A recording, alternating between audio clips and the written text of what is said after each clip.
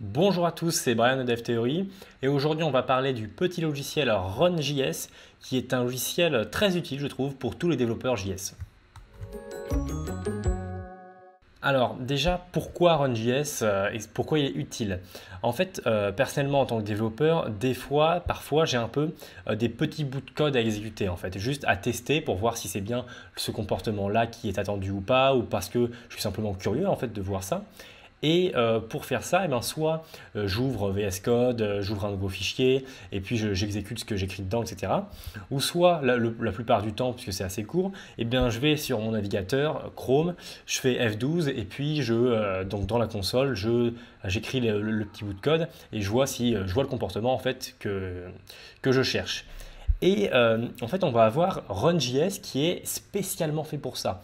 C'est-à-dire qu'il va être fait pour écrire des petits bouts de code, même avec des paquets, etc. en Node.js, et voir le résultat instantanément. Donc en fait, RunJS va évaluer le code qu'on va écrire. Donc ce n'est pas fait du tout pour développer une vraie application, c'est fait tout simplement pour voir le comportement d'un bout de code, évaluer du code JavaScript. Et donc Run.js, c'est ça. Donc il est disponible c'est un logiciel qui est disponible sur Mac, Linux et Windows bien sûr. Donc moi je l'ai sur Windows. Et vous voyez qu'en fait, par exemple avec ce code-là, on va avoir une évaluation en direct du code. En fait, on va bien sûr le faire juste après. On peut même avoir d'autres choses. Vous voyez, là import R from Ramda, c'est des choses un peu plus compliquées. Et on va quand même avoir des choses. On va pouvoir donc avoir des librairies.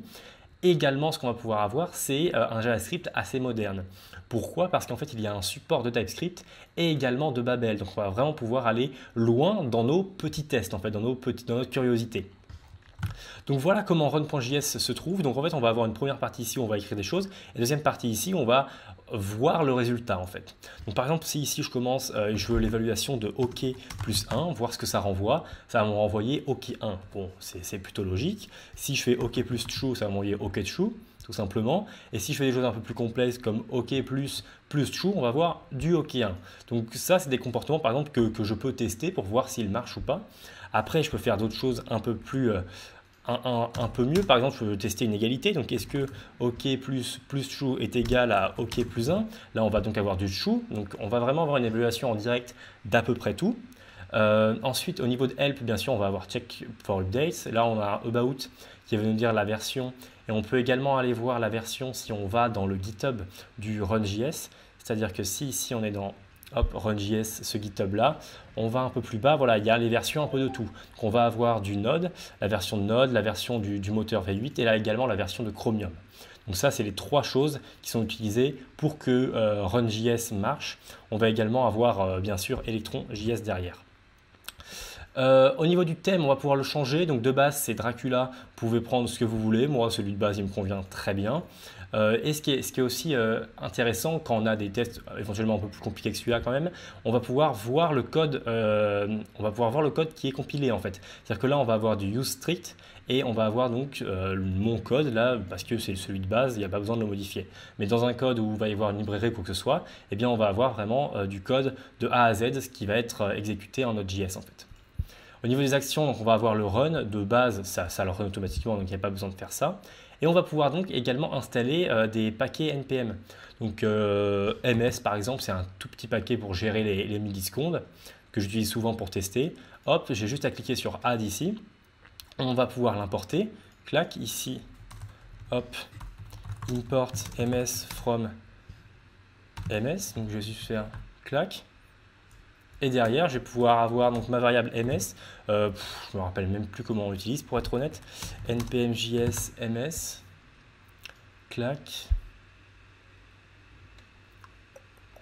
Voilà, c'est ça. On va pouvoir écrire donc le nombre le nombre en question que l'on veut et ça va nous le transmettre ici donc en millisecondes. Donc voilà, on va pouvoir très facilement utiliser des librairies et c'est quand même assez intéressant. Donc là, si on va dans ici, on va avoir vraiment le code donc transpilé qui va être celui-ci. Donc c'est vraiment le code JS qui va être exécuté après via Node.js tout simplement, donc via V8. On peut faire des choses beaucoup plus compliquées, mais encore une fois, moi personnellement, j'utilise beaucoup RunJS simplement pour des petits tests, pas pour faire du code. Donc à l'instant où j'ai des petits tests à faire, clac, j'ouvre RunJS et puis je fais mon test. C'est plus pertinent, je trouve, de le faire là-dessus que sur du Chrome. Et en plus, on va pouvoir faire plus de choses puisqu'on va avoir la possibilité d'avoir TypeScript, Babel et également d'avoir la possibilité d'ajouter des librairies. Donc c'est pour ça que eh bien, je vous présente aujourd'hui Run.js, car ça peut être vraiment très utile à l'instant où vous êtes curieux d'une chose, d'un comportement. Bim, vous allez dessus et puis vous voyez ce que c'est. Bien sûr, de temps en temps, il faudra faire un check for update, pas tous les jours bien sûr, mais une fois par mois ou un peu plus, un petit check for update, et puis comme ça, vous êtes sûr d'avoir la dernière version de Node.js, etc. Tout est à jour. Je vous mets ce lien-là, donc le lien de Run.js, de Run.js tout court en description. En parlant de lien en description, j'ai également un e-book sur les 6 erreurs à éviter en JavaScript. Si vous le voulez, eh bien, il est aussi en description. Et en attendant, eh bien, je vous souhaite une bonne journée.